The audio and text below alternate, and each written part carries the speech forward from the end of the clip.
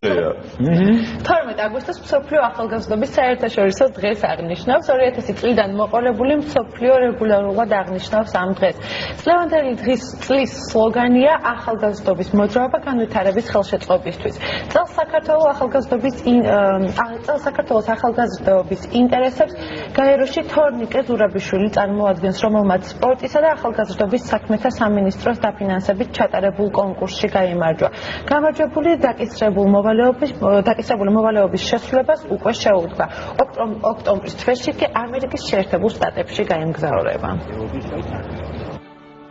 სამოქმედო გეგმა პირობითად არის დაყოფილი სამ ეტაპად. პირველი ეტაპი ესაა რეგიონული ტური, რომლის განმავლობაში მე ახალგაზრდებს შევხვდები საქართველოს მასშტაბით, დაახლოებით 11-12 ქალაქში იქნება შეხვედრა.